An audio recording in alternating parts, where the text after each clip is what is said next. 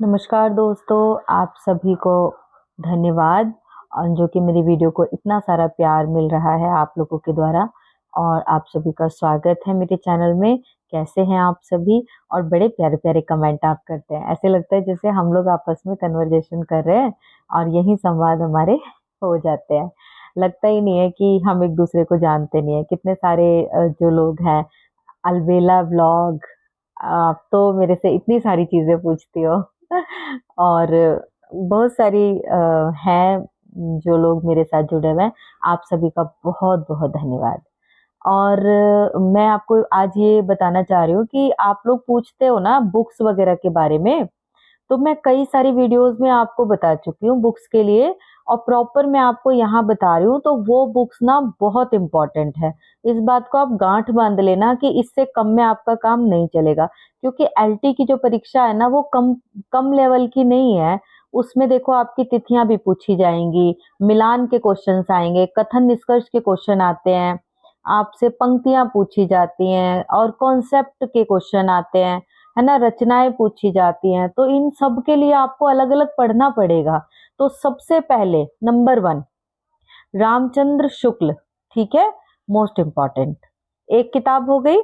Number 2 Bachchan Singh की हिंदी साहित्य का दूसरा इतिहास। हिंदी साहित्य की 2 किताबें हो गई। तीसरी किताब हिंदी साहित्य का इतिहास नगेंद्र। देखिए नगेंद्र से रीतिकाल और तिथियों के बारे में पूछा जाता है। बहुत मोटी बुक है, इसलिए इसको थोड़ा सा बाद में रखते हैं। ये वाली 2 बुक आपको सबसे पहले पढ़नी है, बहुत ज्यादा अच्छे से पढ़नी है। फिर आगे आपका हिंदी साहित्य का सरल इतिहास, वो भी पढ़नी पड़ती है। तो इन किताबों को आपको पढ़ना ही है। ये मेन किताबें हैं जो हिंदी साहित्य के इतिहास के लिए इम्पोर्टेंट हैं। अब आ जाइए दूसरे पॉइंट पे। दूसरा पॉइंट है हिंदी साहित्य का जो पढ़ते हैं आप गद्य साहित्य, ठीक है? गद्य साहित्य के लिए आप पढ़ेंगे एक किताब रामचंद्र तिवारी की, बहुत जरूरी है, ठीक है? मैं आपको ना अभी यहाँ पे सारी किताबों के पिक्स भी लगा दूंगी। तो आप रामचंद्र तिवारी का गद्य साहित्य पढ़ेंगे गद्य के लिए, वो वहां से क्लियर हो गया आपका। अब हिंदी साहित्य का इतिहास और गद्य हो गया। अब आ जाइए काव्य शास्त्र पे। काव्य शास्त्र के लिए आपको पढ़ना पड़ेगा भागीरथ मिश्र का काव्य शास्त्रीय। डरिए मत, सब पढ़ लेंगे आप। यहाँ पे आपको भागीरथ मिश्र का काव्य शास्त्र पढ़ना पड़ेगा, जिसमें भारतीय काव्य शास्त्र और क्या बोलते हैं पाश्चात्य काव्य शास्त्र दोनों मिल जाएंगे आपको। ये बहुत जरूरी है, ठीक है? LT, UP TGT, UP PGT, GIC चारों के लिए जरूरी है। जीडीसी की तो बात मत करिए, उसमें तो इतना लंबा सिलेबस लगा है ना, अगर मैं किताबें गिनवाऊंगी ना तो पहले तो चक्कर आ जाएगा। लेकिन करना सब कुछ है, तो डरने की तो बात ही नहीं है। तो अब आप आ जाइए व्याकरण में। व्याकरण में आप वासुदेव नंदन की बुक लीजिए। वासुदेव नंदन की बुक या फिर कामता प्रसाद गुरु की बुक। कामता प्रसाद गुरु की बुक को ना थोड़ा सा टफ मानते हैं, थोड़ी मोटी भी है, तो अब वासुदेव नंदन पढ़ना चाहे तो वो पढ़ लीजिए। अगर हिम्मत है तो कामता प्रसाद गुरु की ही किताब पढ़िए। अच्छा, अब यहाँ से हमारा क्या रह गया? रस छंद अलंकार। वो आपको, जो मेरी बुक है ना मुझे बड़ी अच्छी लगी, जो मैं कल पढ़ा रही थी, लाल सिंह की, डॉक्टर लाल सिंह है, इनकी रस छंद अलंकार मुझे तो बहुत अच्छी लगी। लेकिन इसके अलावा अगर आप पढ़ना चाहें तो अलग से पढ़ सकते हैं। तो यहाँ हमने बात की मेन किताबों की। मेन किताबें बहुत जरूरी होती हैं ताकि आपको एक बेस बन सके, एक आधार बन सके। आधार मजबूत होगा तभी हमारी पढ़ाई भी मजबूत होगी। अब आ जाइए आप प्रैक्टिस, मतलब कि जो गाइड होती है उन पर आ जाइए। सरस्वती पांडे आपके लिए बहुत इंपॉर्टेंट है, क्योंकि जब हम रामचंद्र शुक्ल पढ़ते हैं तो रामचंद्र शुक्ल को ही पढ़ते हैं, वहां किसी और राइटर का जिक्र नहीं आएगा। जब नगेंद्र को पढ़ते हैं तो केवल नगेंद्र पढ़ते हैं, जब बच्चन को पढ़ते हैं तो केवल बच्चन पढ़ते हैं, जब हम रामस्वरूप उनको पढ़ते हैं चतुर्वेदी को तो उनको। मतलब कहने का अर्थ यह है कि जो सरस्वती पांडे है उसमें सारी बुक्स का निचोड़ है कि हिंदी साहित्य के लिए क्या इंपॉर्टेंट है, वो भी एक प्रकार का नोट है। तो नोट्स बनाने की बजाय सरस्वती पांडे को 1 से 2 से 3 बार पढ़ लीजिए, वो आपके लिए बहुत बेहतर काम करेगा। ये हो गई आपकी प्रैक्टिस गाइड, ठीक है? इसके बाद आप आ जाइए मतलब तैयारी पे, कि जब आपने ये सारी बुक्स भी पढ़ ली हैं, प्रैक्टिस गाइड भी तैयार कर ली है, अब आप पीवाईक्यू लगाइए। पीवाईक्यू और अपने प्रैक्टिस सेट्स। प्रैक्टिस सेट होते हैं जो आपके पेपर के तरीके से बनाए जाते हैं, और पीवाईक्यू होते हैं जो प्रीवियस ईयर में क्वेश्चन आए हुए होते हैं। दोनों अलग अलग है लेकिन दोनों इंपॉर्टेंट है। प्रैक्टिस सेट के लिए आप जो पीवाईक्यू आपके वो यूथ कंपटीशन में आपको मिल जाएंगे, और उसमें अभी जो 13,500 का चल रहा है उसमें कितने सारे क्वेश्चन है, सारे आप कर लीजिए। और प्रैक्टिस सेट आपको वही घटना चक्र में भी पीवाईक्यू और प्रैक्टिस सेट दोनों मिल जाएंगे। तो आप इसको भी हैंड टू हैंड करिए। अब आ जाइए आप जो है वीडियो पे। पहले मैंने क्या बताया आपको, मेन बुक्स। दूसरा मैंने आपको बताया गाइड या नोट्स। तीसरा मैंने आपको बताया प्रैक्टिस सेट। ठीक है, अब आप आइए हम बात करते हैं वीडियो पे। अब वीडियोस पर बात करें तो देखिए, वीडियो और कोर्स लेना भी जरूरी होता है, क्योंकि जब हम किसी युद्ध को जीतने के लिए रणनीति बनाते हैं तो हम चारों तरफ से रणनीति बनाते हैं कि कहीं से भी हम हार ना जाए। तो यही आपके एग्जाम्स में है, क्योंकि अब एग्जाम्स वो नहीं रहे पहले वाले पुराने वाले, जब कॉम्पिटिटर कम हुआ करते थे, पैटर्न इजी हुआ करता था। आज की डेट में आप जान रहे हो ना कि 10 सीटों की 1 लाख फॉर्म पड़ जाता है। आप कैसे कंपटीशन जीतेंगे जब तक आप पूरा अपने आप को तैयार नहीं करेंगे? क्या इसमें कोई शॉर्टकट यूज हो सकता है? मुझे बताइए, नहीं हो सकता ना। तो पीवाईक्यू के लिए आप यूथ कंपटीशन लगाइए, साथ के साथ उमेश तिवारी की बुक को जरूर लगाइए। ठीक है, ये आपके हो गए प्रैक्टिस सेट और पीवाईक्यू। अब हम वीडियो पे बात कर रहे थे, तो वीडियो की महत्ता को जानिए कि जब आपको किसी भी कंटेंट को बुक से समझ नहीं आता, या आपको उसको गहराई से और ट्रिकी वीडियो से समझना होता है, तब आपको यूट्यूब काम आता है। यूट्यूब ने मेरी बहुत हेल्प की है पढ़ाई में।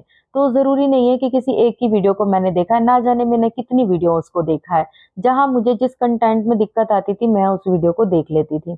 ये हो गया यूट्यूब का। आप समझिए कि कोर्स लेना क्या इंपॉर्टेंट है। और मेरे पास कई सवाल आए हैं कि अगर हमने कोर्स ले लिया तो क्या किताब पढ़ना जरूरी है? बिल्कुल जरूरी है। देखिए, कोर्स भी जरूरी है, क्योंकि जब इतनी सारी चीजें हैं उनका निचोड़ हम अपने आप से अपने अंदर नहीं ले सकते। एक गुरु का होना बहुत जरूरी होता है जो हमें बता सके। तो कोर्स लेने से ये फायदा होता है कि आपको 1 से लेके एंड तक सीक्वेंस मिलता है, और उस सीक्वेंस से आप पढ़ते हैं तो वो चीजें आपको एक डोर की तरह, एक माला की तरह बंधी हुई मिलती हैं। दूसरा, गुरु के माध्यम से आपको चीजें ज्यादा एक्सप्लेन हो जाती हैं। अब कोर्स लेने के बाद भी किताब की क्या जरूरत पड़ती है? क्योंकि कोर्स से तो आपको समझ में आएगा, लेकिन किताब से पढ़ के आप एग्जाम में लगा पाएंगे। तो इस वीडियो में मैंने जितनी भी बुक्स और जितने भी स्टेप्स आपको बताए वो सारे इंपॉर्टेंट हैं।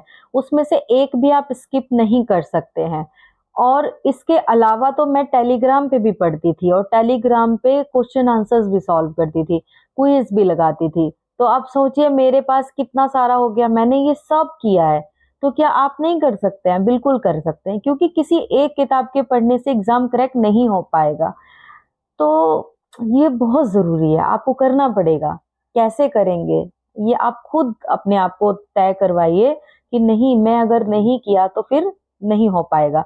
जैसे चाणक्य है ना, चंद्रगुप्त को रणनीति सिखाते थे। तो चाणक्य ने चंद्रगुप्त को क्या सिखाया कि अगर अगर हमें घनानंद को हराना है तो उसके जितने भी छोटे-छोटे राज्य हैं, जितने भी छोटे-छोटे उसके अंडर में क्षेत्र हैं, पहले हमें उन सबको कवर करना होगा, उन सब पे कब्जा करना होगा। तब हम इसकी शक्ति को कमजोर कर सकते हैं, और उसके बाद हम केंद्र पे जब हमला करेंगे तो इसको हरा देंगे। तो आपको भी तो अपने युद्ध को जीतने के लिए रणनीति बनानी है, शॉर्टकट से थोड़ी ना जीत पाएंगे आप। तो पहले आपको ये जो कंटेंट मैंने आपको किताबें बताई, ये बड़ी बड़ी किताबें हैं। आप यूट्यूब लीजिए, गुरुजी से सुनिए, और कहीं से भी सुनते रहिए। सुमित का चैनल मैंने कई बार क्यों बताया, मैं किसी को जानती नहीं हूँ, ना ही मैं पब्लिसिटी कर रही हूँ, लेकिन जो सुमित करके है ना सेल्फ स्टडी, वो बड़ा मतलब रचनाओं को याद करवाते हैं ट्रिक के माध्यम से। तो आप उनकी भी हेल्प ले सकते हैं। व्याकरण पढ़नी है तो और भी चैनल्स की हेल्प ले सकते हैं, और साहित्य पढ़ना है तो गुरुजी से पढ़िए, बहुत अच्छा पढ़ाते हैं और बहुत अच्छा आपको समझ में आता है। तो बहुत सारी चीजें मैंने आज की वीडियो में आपको बता दी। मुझे नहीं लगता कि इसके बाद आपका कोई सवाल बच रहा होगा। देखिए, एलटी आप दे रहे हैं, जीआईसी दे रहे हैं, यूपी टीजीटी या पीजीटी, आपको इतना पढ़ना ही पढ़ना है। को पता है, कल वाली जो मैंने अलंकारों की वीडियो बनाई वो आपको कैसी लगी? आप मुझे बताना। कई सारे कमेंट तो आए कि मैम बहुत अच्छा आपने पढ़ाया। मैंने पहली बार आपको पढ़ाया है, वैसे तो मैं आपको गाइडेंस देती रहती हूँ, मोटिवेट करती हूँ, तो सोचा चलो अलंकार पढ़ा देती हूँ, छोटा कॉन्सेप्ट है।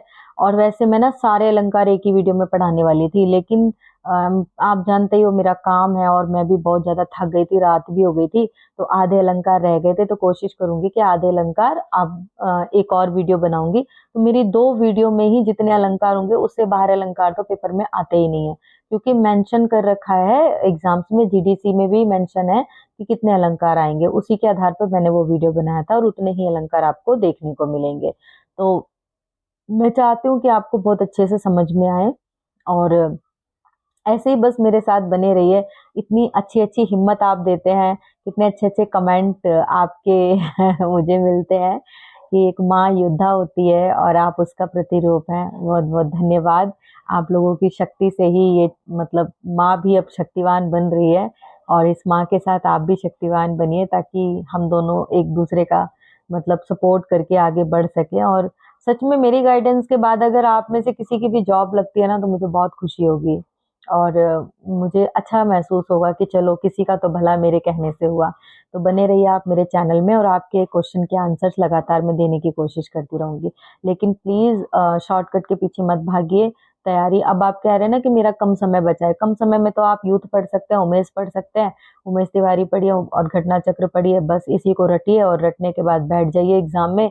बाकी देख लीजिए क्योंकि कम समय में तो यही किया जा सकता है। लेकिन जब प्रॉपर तैयारी करनी है तो उस तरीके से करना जैसे मैंने स्टार्टिंग से आपको बताई है, ठीक है? कम समय है तो थोड़ा कोशिश कर लीजिए, 3 किताबों से पढ़ लीजिए। और इसी तरह मेरे चैनल को लाइक करते रहिए, वीडियो को लाइक कीजिए। जल्दी-जल्दी अभी-अभी जितने भी लोग मेरी वीडियो को देख रहे हैं प्लीज़ लाइक कर दीजिए, चैनल को सब्सक्राइब कर दीजिए। आगे ऐसे ही बहुत सारी जानकारियाँ आपके लिए लाऊँगी और कोशिश करूँगी कि थोड़ा-थोड़ा कंटेंट आपको पढ़ा भी सकूँ।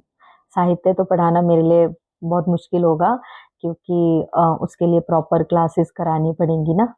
फिर भी मैं बीच-बीच में आपको कुछ ना कुछ कंटेंट समझाती रहूँगी। है ना? तो बने रहिए मेरे साथ, खुश रहिए, आपका दिन शुभ हो। धन्यवाद।